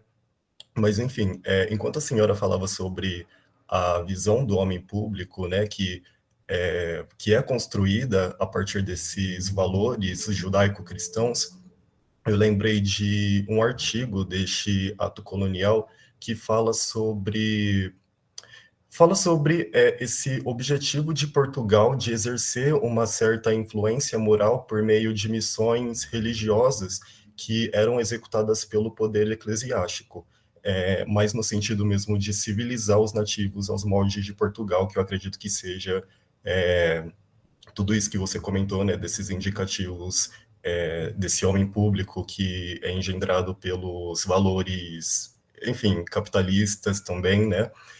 Mas no título sobre os direitos e deveres dos indígenas, é abordado sobre o desenvolvimento das colônias respeitando a cultura de cada território. E, para mim, essas afirmações soaram um pouco contraditórias, né, justamente por conta dessas imposições. A minha pesquisa também tem a ver com o massacre de Batepá, que, enfim, foi uma coisa, assim, hedionda. Então, eu queria entender a aplicabilidade dessas leis e até que ponto a religiosidade dos nativos era respeitada ou se era algo meramente retórico. O raciocínio é o contrário. É como, através dessa religiosidade dos colonos e dos povos locais, se pode perceber as imposições e os limites dessa relação colonial. Essa é a sua pergunta. Certo. Aí, se você olha as religiosidades, não como algo a ser preservado, mas como o campo da própria observação, a sua pesquisa vai crescer muito mais. Certo, muito obrigado. Nada, mas vamos conversando mais. Quem mais, pessoal, que eu não estou conseguindo ver aqui? Tem mais gente com a mão levantada? Eu tinha visto mais uma pessoa. Deixa eu ver. Ah, só foram os dois. Então tá. Então, gente, eu vou começar agora então a comentar o plano, porque para vocês terem noção da dinâmica das discussões aqui. Qualquer dúvida, vocês vão receber, vocês já devem ter recebido o cronograma, mas outra coisa é quando a gente explica e fala, né, das articulações. Então, a primeira aula é comigo, em que eu vou discutir justamente essas relações no mundo muçulmano, né, esses encontros de religiosidade, esses confrontos de religiosidades, né, que é justamente o tema religiões e religiosidades na experiência colonial, o caso do Sudão anglo-egípcio. Né? Então, esse espaço do Sudão, que foi da maior revolta anticolonial, e como justamente nesse campo da interferência das religiosidades, né, do ataque às religiosidades muçulmanas, das negociações, por outro lado, que esse poder colonial vai ter que fazer com as religiosidades dos povos de culto de ancestral, se constrói uma experiência do colonialismo. Né? Não é a religiosidade, ela não está fora do conflito, a religiosidade ela está no coração do conflito. Então, essa é essa discussão que eu estou querendo fazer com vocês na semana que vem. E aí, amanhã eu vou estar checando com a monitoria todos os textos de todos os professores. Até o final da tarde de amanhã, vocês vão estar recebendo o link com os textos, pelo menos o meu texto da próxima aula, tá bom? No dia 19 é a aula que vocês vão ter num horário especial, que vai ser às 15 horas de Manaus, no dia 19 de setembro, tá?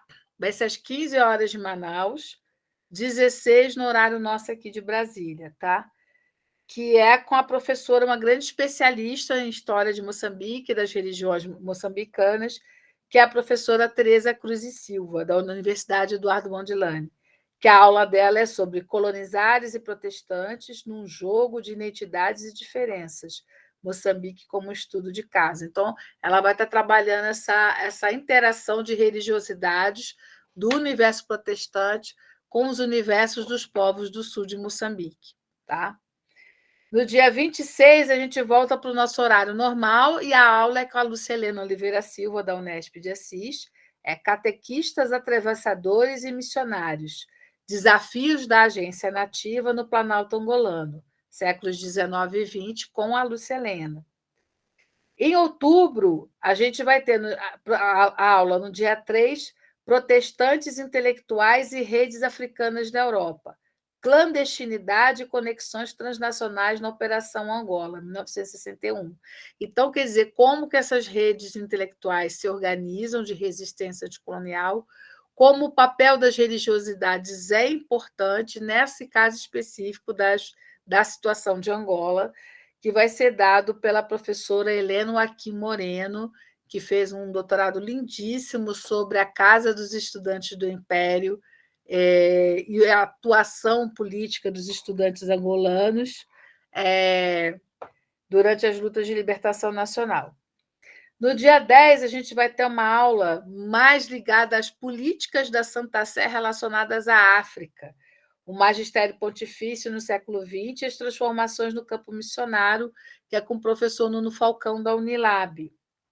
No dia 17, a gente vai ter a aula Estado Pós-Colonial Africano entre a Teologia e a Extraversão, o caso de Moçambique, ou seja, como na Guerra Civil Moçambicana, esse campo das religiosidades ele é precioso para a gente perceber as tensões, os conflitos e as reivindicações. Né? No dia 24, a gente vai ter uma reflexão sobre a questão das iconografias, que vai ser iconografia dos deuses afroatlânticos, arte e tradição ancestral. Então, toda essa discussão de uma pessoa que falou de religião, foi a Laila, né? A gente pode, então, falar de religiões tradicionais, religiões ancestrais.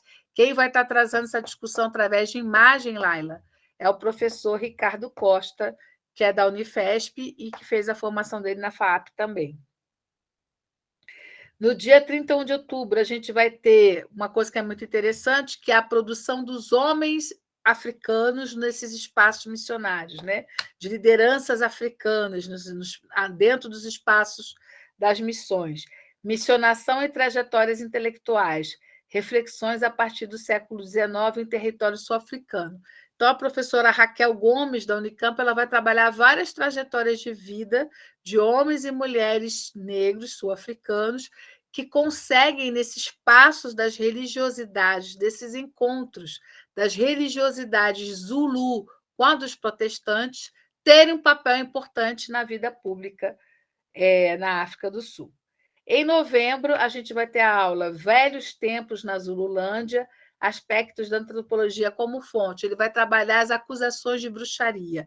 Muito curiosamente, será durante o colonialismo, no século XX, que a gente vai ter inúmeros casos de pessoas presas e condenadas por bruxaria, né? Então, entender como as religiosidades africanas são entendidas nas situações de confronto e como essas acusações de bruxaria têm necessariamente a ver com demonizações de religiosidades, né? Que vai ser um tema dificílimo. Eu fui dessa banca, é uma tese incrível, defendida pelo Marcos Paulo Amorim, e depois a gente fecha o curso com uma discussão substancial do conceito de religião. A gente volta para essa primeira aula, mas no nível muito mais profundo de discussão, que é o tema religião da substância, um conceito do Aramis Luiz Silva. Tá bom, pessoal? Que é professor da Unifesp.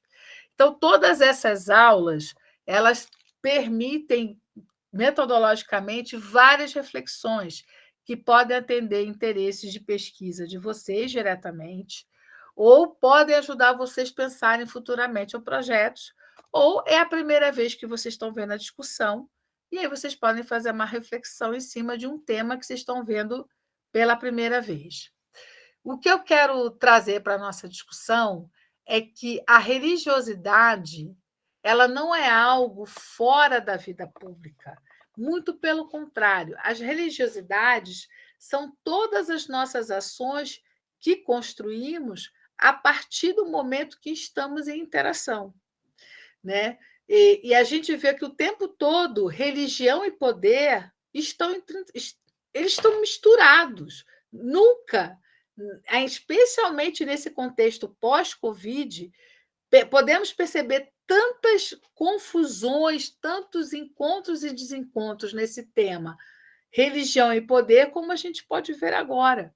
Então, quando a gente fala de religião e poder, na minha perspectiva, no século XX e XXI, a gente está falando da mesma coisa.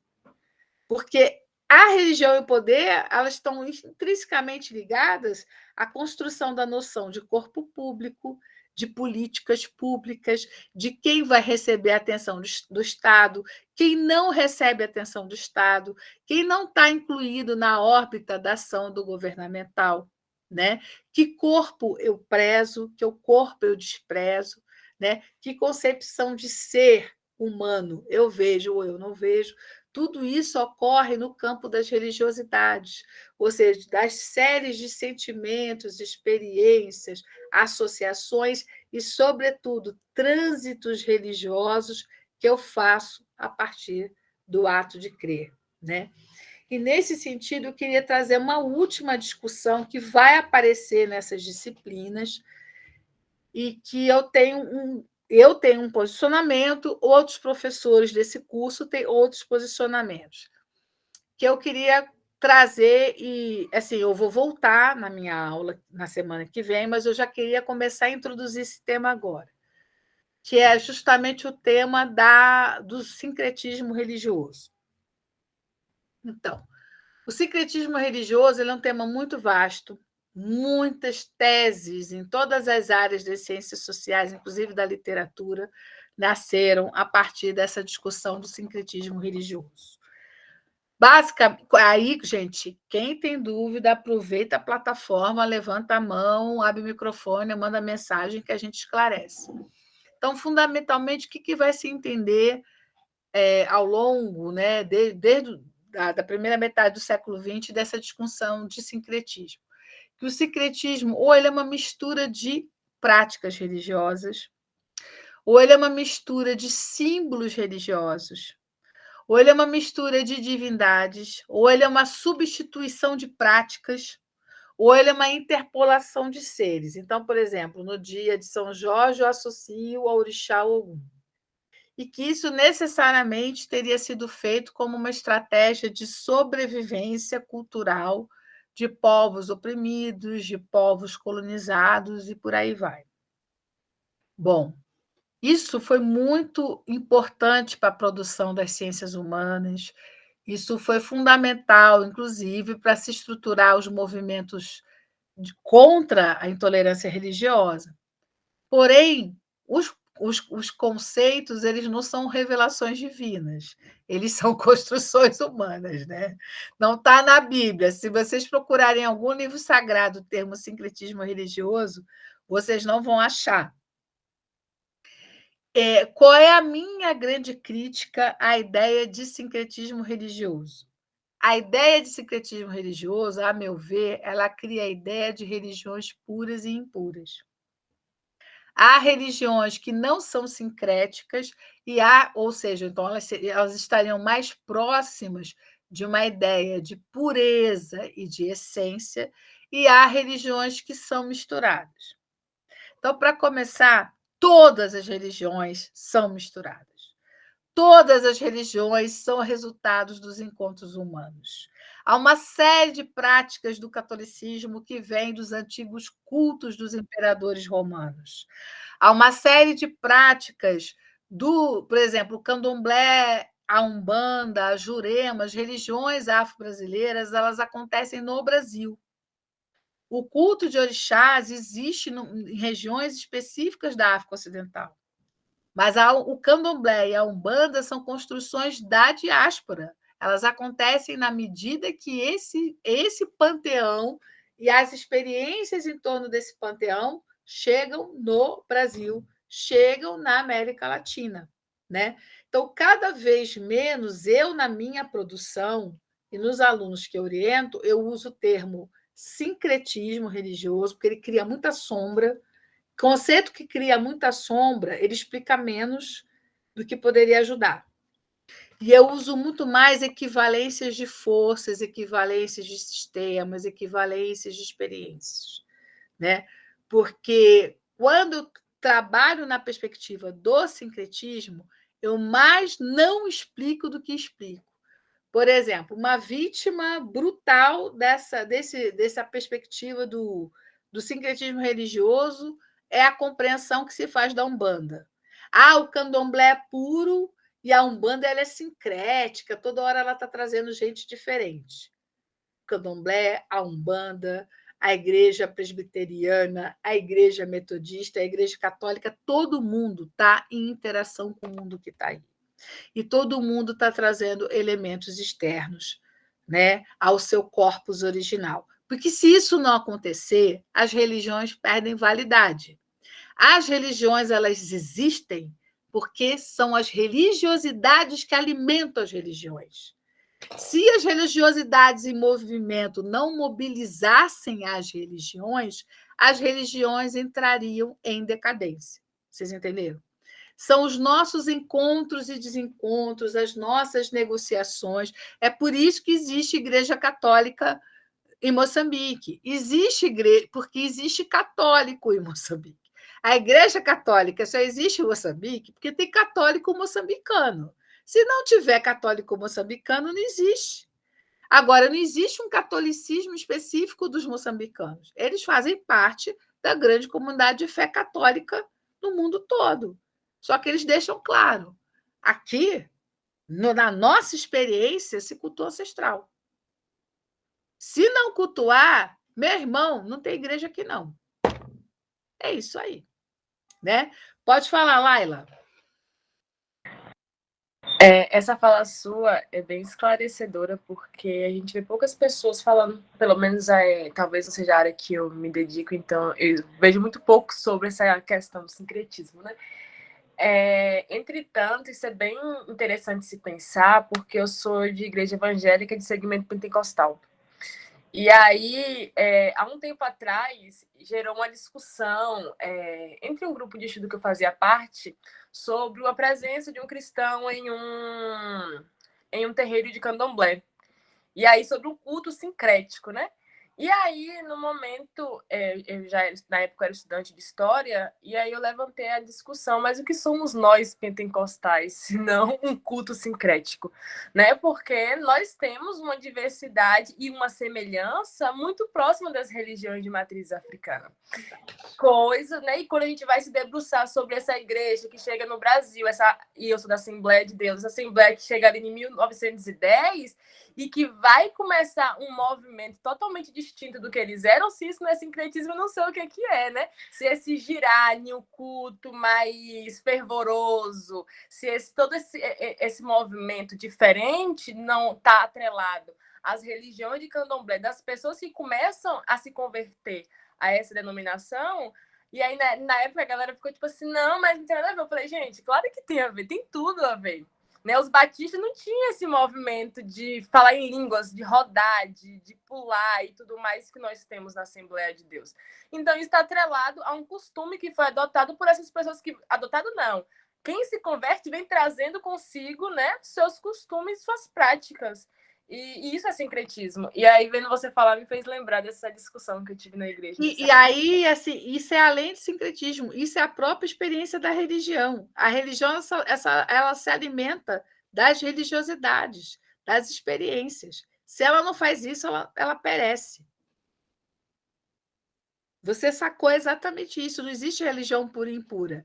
A religião necessariamente é um espaço de encontro de religiosidades. Elas são alimentadas por essas religiosidades. A Elaine tinha levantado a mão, Elaine? Eu me confundi. Não sou eu não, Pro. Então tá. Tem alguma Elaine que levantou a mão, que quer fazer algum comentário? Alguém entrou na sala, mas ninguém mais tinha levantado a mão. Ah, tá. Mas eu até queria ouvir, Elaine, já que você já teve essa aula comigo e tal, o que você acha desse debate aí? Vamos lá. Elaine Cristina. A gente estava comentando aqui com o Ângelo em off que a gente viu bastante disso na eletiva do semestre passado, né, em relação à religiosidade e como que ela está atrelada ao poder, né? Então eu acho que esse curso ele vai abrir muitas portas e vai abrir muito a nossa cabeça mais uma vez em relação como que esses pontos, eles se entrelaçam o tempo todo, né? Não só a religião, como principalmente, que no caso aqui a gente vai estudar, é como as pessoas, elas lidam com a religião e o que elas fazem no mundo a partir da religião, né? Que seria a questão da religiosidade. Então, eu acho que, enfim, é extremamente importante, porque a gente vai entrar em questões como a cidadania, a questão do poder, e o discurso também, como que ele está em um espaço que está sendo disputado o tempo todo. Então, quando a gente está falando de laicidade, por exemplo, a gente está falando de acesso, a gente está falando realmente de disputas. Então, enfim, muito importante. E é um diálogo que mega necessário, né? E assim como a eletiva foi, eu tenho certeza que esse curso ele abre muita mente, assim, faz com que você tenha diálogos que antes você não pensava dessa forma. E a questão do sincretismo é uma delas. A gente teve um debate muito legal no semestre passado, eu espero que a gente consiga fazer um debate ainda melhor em relação ao sincretismo, porque foi exatamente isso que a professora falou, né? A questão do que esse conceito traz por trás dele, né? Então, enfim, vai ser muito interessante. Obrigada, Elaine. Nazareno, você que é o rostinho que eu mais vejo aqui hoje. Gostaria de fazer algum comentário, nosso colega do Amazonas, né? Seria tão bacana. Pode falar. Sim. Essa questão, professora, eu vejo assim, né, que talvez a questão da religião, né, por exemplo, quando os ditos evangélicos fazem um evento, por exemplo, aquela Marcha para Jesus, né, eles falam assim que é para cristão, né, eles colocam assim como para cristão, que, ao meu entender, só poderia participar quem é os ditos cristãos, né, aquela pessoa que congrega, que vai lá, que participa, né? Seja assembleia, seja pentecostais, neopentecostais. E eu acho assim errado, né? Porque já que nós somos um país laico, deveria ser estendido a todo mundo, independente da religião, né? Que você processa, que você participa. Eu acho que tinha que ser mais amplo. Eu acho que o termo laico deveria ser difundido, né, e divulgado muito mais para que todos nós, para que todas as pessoas pudessem, né? Porque quando você coloca assim para cristão, você, ao meu ver, você exclui. Que nem a colega falou agora há pouco, a laicidade, ela é inclusão, que nem a senhora falou, é inclusão, né? É respeito, tem outros adjetivos que eu não estou lembrando agora, e que deveriam ser, sim, praticados. É isso aí, professor. Então, a laicidade é um conceito em disputa, né? Porque qual é a visão de um homem público que não passa pela ideia de religião? O mundo contemporâneo não é só o Brasil, não construiu. Quando a França fala que as meninas muçulmanas não podem ir de véu para a escola, o corpo da mulher que os franceses estão pensando é o corpo da mulher cristã. Por mais que eles se digam anticlericais, por mais que eles se digam agnósticos em relação às igrejas e ao cristianismo, mas ainda é esse corpo judaico-cristão, esse corpo que é construído no imaginário cristão, que está presente na política de Estado, né? Então, uma laicidade desvinculada da religião nem nós construímos. E a gente acusa o mundo muçulmano e outras religiões de serem guiadas pelos princípios religiosos. O Ocidente também é. Só que, por quê? Porque não se problematiza a ideia de que a nossa laicidade ela é atravessada, ainda hoje, por esse olhar de que o corpo livre, o corpo ideal, é o corpo cristão. E isso nos traz uma série de problemas. Se eu sou indígena e não sou cristã, eu não vou ser contemplada como se deve por uma política de Estado, para a área da saúde da mulher, por exemplo. Se as minhas especificidades não fazem parte da imaginação do corpo que se tem na área da saúde, eu dificilmente vou ser compreendida por um médico na hora de ter o meu atendimento de saúde, né? Eu estou falando de coisas que afetam a nossa saúde, que afetam a nossa vida concretamente, né? Se eu não entendo que determinadas situações de saúde atingem as mulheres negras de uma forma diferenciada em relação ao universo das mulheres no Brasil, eu não vou fazer uma política de saúde em que nós, mulheres negras, por exemplo, sejamos devidamente contempladas. Se eu não entendo saúde mental no sentido mais amplo da ideia de saúde mental, eu não vou fazer uma política pública que, de fato, atenda a todos que precisam de ajuda no campo da saúde mental. Eu não vou fazer um trabalho democrático, libertário, acolhedor, por exemplo, das políticas de gênero, de inclusão da diversidade sexual, se eu acho que o corpo ideal e justo é o corpo binário, homem-mulher, cristão-judaico. Eu estou excluindo muito mais das políticas do que incluindo pessoas das políticas, né? Então, esse curso ele necessariamente leva a gente a pensar as relações públicas de saúde, educação e de direito que a gente tem. Porque a política e a religião elas estão misturadíssimas no mundo todo. Se a gente olhar os discursos em torno da guerra da Ucrânia, a gente consegue perceber confrontos que necessariamente passam por uma questão de preconceito religioso dentro da própria história do conflito, o que torna a situação dos ucranianos ainda mais trágica do que já é, né? Então, esse curso, vocês vão perceber nos temas a serem desenvolvidos nas aulas, que eles parece que está falando de hoje. Ele está falando, às vezes, de processos de 100 anos atrás, porque são questões que nós ainda não resolvemos. São questões que a gente ainda traz para esse debate político que é muito complicado, né? Bom, gente, eu queria saber, alguém gostaria de fazer algum comentário? Eu queria pedir à Priscila, que eu vi a Priscila que eu conheço lá do Rio, que eu vi ela aí na plataforma hoje, se ela queria fazer algum comentário, que eu fiquei muito feliz de vê-la. Priscila, você ainda está por aí? Estou. Olá, pessoal, boa noite. Olá, boa noite. Boa noite. Seja muito, muito, muito bem-vinda. Obrigada, professora. Eu estou igual, acho que foi a Deise, né? Ela falando assim, nossa, mas eu sou muito fã, eu estou muito animada, então eu estou aqui também, assim, meio que de tiete, sabe? E só comentando, né, o que a gente estava conversando agora da aula, ouvindo, né, vocês conversarem da aula, o próprio positivismo também se apropria dessa questão religiosa quando algumas se apresentam como uma doutrina filosófica e científica, né? Até para criar essa distinção das demais religiões, né? Dando um caráter bem pejorativo, como tem algumas obras que até colocam, né? O que vem da Europa é a ideia da racionalidade, mas o que é produzido em Ásia e África é a ideia da crendice, né? Então, com a gente não é a crendice, com a gente é o desenvolvimento racional iluminista. Então, assim, eu acredito que as nossas discussões aqui serão as melhores possíveis. Eu trabalho com Angola também, mas o meu conhecimento com relação à religiosidade ele é muito pouco.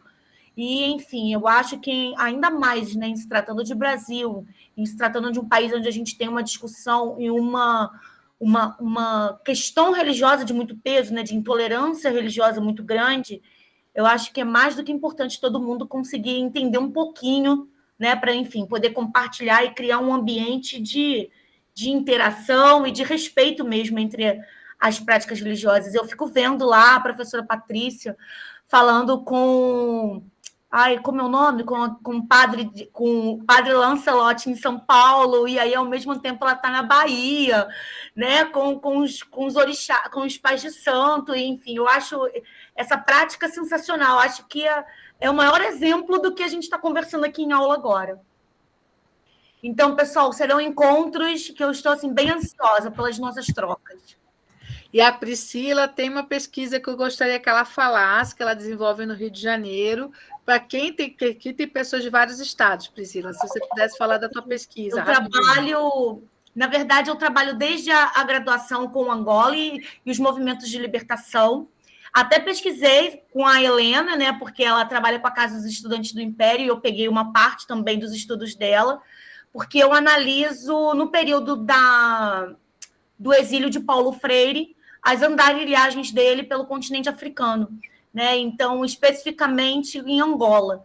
Então, tive a oportunidade, pelo doutorado no ano passado, de visitar Luanda, de visitar os arquivos, né? De ter contato com as pessoas que trabalharam com Paulo Freire em Angola durante o processo de independência e a proposta, né, de alfabetização, construção de nação. Então, assim, é um trabalho que eu tenho um apreço muito grande. Assim, eu sou meio tiete da minha pesquisa. Mas, e é legal porque Freire diz muito isso, né? De uma religiosidade, não de uma religião enquanto instituição, mas da religiosidade e a questão da amorosidade entre a gente. E que a educação também faria parte disso, né? Do respeito ao próximo, e de como que isso tudo junto, né, tudo entrelaçado, cria uma sociedade mais igualitária, uma sociedade mais justa. Então, eu acho que assim, são áreas um pouco diferentes, mas que, enfim, acaba tendo um diálogo muito bacana. Eu agradeço imensamente, já são 8 horas aqui, 7 horas em Manaus, 8 horas aqui em São Paulo. Quero agradecer, eu gostei muito dessa primeira aula, foi um encontro muito gostoso. Já preparar esse terreno para a aula da semana que vem, que aí a gente já vai começar a aplicar a discussão em exemplos muito concretos e preparando vocês ainda mais para as outras discussões que virão. Muito obrigada. Vocês é que fazem a gente ter essa motivação. Fala, Laila. Só uma dúvida. Os encontros serão com texto deles ou não? Oi?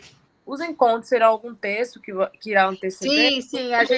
Essa questão do drive, a gente está resolvendo isso amanhã à noite, para poder criar direitinho e a gente já deixar os textos lá. Tá bom? Muito obrigada. Tranquila. Inclusive o meu texto, eu vou deixar lá também. Obrigada, pessoal, imensamente. Pessoal de Manaus, dos outros estados, do Rio, de São Paulo, de Minas, né, que estão por aqui, da Bahia também.